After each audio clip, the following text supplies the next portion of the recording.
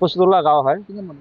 মানুহ ইয়াত ধৰক 350 ঘৰ মানুহ আছে, তাৰ ভিতৰত 200 ঘৰ মানুহে মাছ মাৰে। আমাৰ মাছ মাৰা বন্ধ কৰিছে। আজিলৈকে আমাৰ ল'ৰা ছোৱালী ভাতৰ অভাৱত মানুহ ঘৰত আঁতৰি যাব লগা হৈছে। গতিকে আমাক চৰকাৰৰ পৰা কিছুমান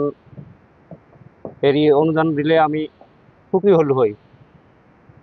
এইটোৱেই মোৰ আবেদন, যাতে চৰকাৰে কিবা এটা আমাৰ এছচি মানুহ, আমাৰ এনে খেতি বাতি কিছু নাই, আৰু দ্বিতীয়ত আমি মাছৰ ওপৰতে নিৰ্ভৰ। সেই মাছ মাৰাখিনি বন্ধ হৈছে। গতিকে চৰকাৰে আমাক কিবা এটা অনুদান দিব লাগে। সাহায্য আমি নাপাম। আজিকালি শুনছোঁ যে 3 মাহৰ কাৰণত মাছ মাৰাটো বন্ধ থাকিব। এছচি মানুহ যিখিনি থাকে তাক কিবা এটা আমি চৰকাৰৰ পৰা অনুদান দিম, এককালীন এটা কিবা দিম আৰু কি। সেই বস্তুখিনি আজিলৈকে আমিতো কিছু পোৱাও নাই আৰু নাপাওঁ। সেইটো চৰকাৰৰ কাৰণে এইখিনি মোৰ আবেদন। আমি আজিলৈকে কোনো পোৱা নাই। সেইখিনি আমাৰ অনুদান চৰকাৰৰ ওপৰত দাবী ৰ'ল। 15 জুলাই কি মাছ মাৰা বন্ধ, আমি সরকারও মানছো। সরকার আমাক দিব লাগতো ফেসিলিটি।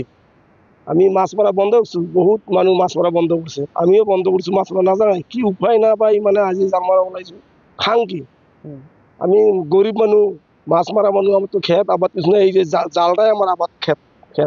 আমি যদি সরকারের মাছ মারা বন্ধ করে কিবা একটা আমাকে দিবা লাগবো তো।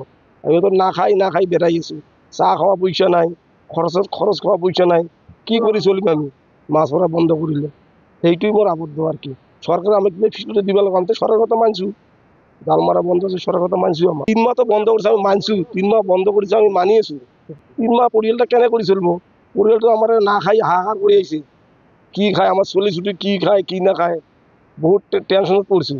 খাওয়া নাওয়া হয়ে গেছি আমি বর্তমান মাছ মারা বন্ধ কারণে। সরকার কিবা দিবা লাগবো আমাকে ফেসিলিটি, নাহলে কি খাই মরিম আমি, কি খাই চলিম, কি খাই বেড়াম?